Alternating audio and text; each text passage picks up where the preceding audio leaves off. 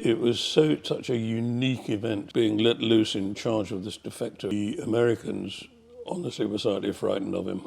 I wasn't allowed to lose him. I had to present him at 6 o'clock on the Sunday evening. So your best mate that you shared a room with could be KGB.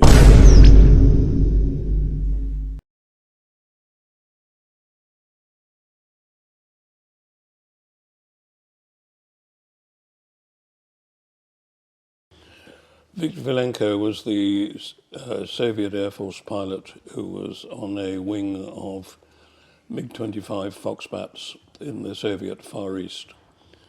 And for various reasons, including a marriage breakup, he decided that he really had to get out of the Soviet system. And he set off in his Foxbat one day to head for Japan. And he knew which runway he wanted to put it on, but he never managed to find that runway. And he put the aircraft down on a much shorter runway, and he went off the end. And the Americans took his aircraft to bits and handed it back to the Russians in pillowcases, and gave Viktor political asylum.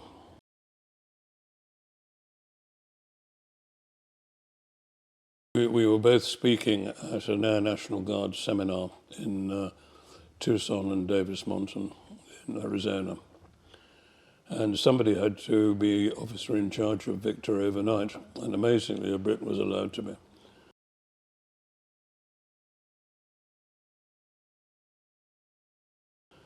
The Americans honestly were slightly frightened of him because he did have a massive capacity.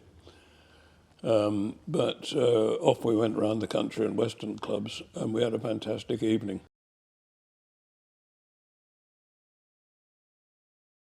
We were both basic qualified flying instructors, and he'd instructed on the L-29 Delphin, whereas I'd instructed on the Jet Provost.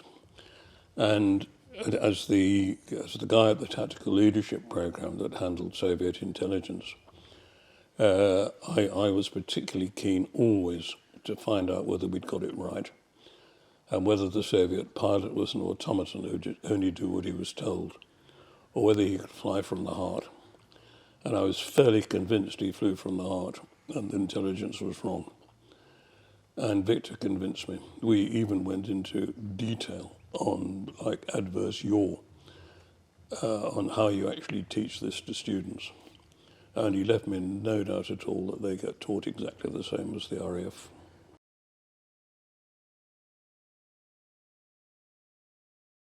I wasn't allowed to lose him. I had to present him at 6 o'clock on the Sunday evening in reasonable order at a barbecue where the wives were going to turn up. So he had to have shaved, he couldn't be drunk, and he had to be on top form, and he was. Until I actually took a Russian colonel flying in the Tornado, and he wasn't too different.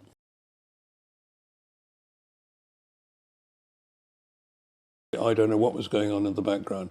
I do know that they gave us a staff car, which we managed to lose somewhere in Tucson in the middle of the night, and we had to find it the next day.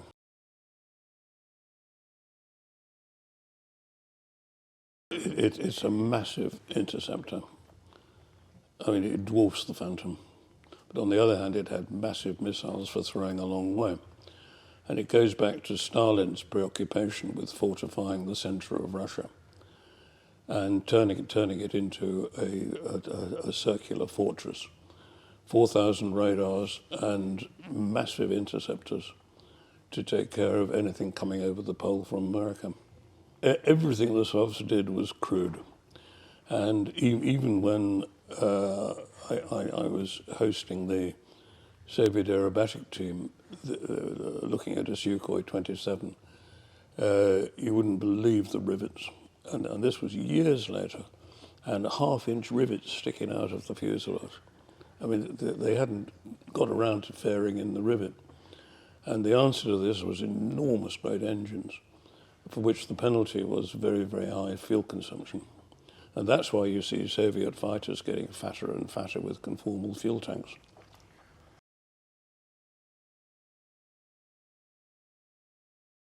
we went straight to the nearest country and western club and went from there to every other country and western club in Tucson. Did you enjoy your time with him? I suppose I must have done. He forgot where he was staying. So luckily, there was a spare room in the officers' quarters next to mine. I think I don't want to get into this particularly, but embedded was, of course, the party. So your best mate that you shared a room with could be KGB, and you never found that out. What was your most memorable moment with Viktor? Finding the staff car again the next morning.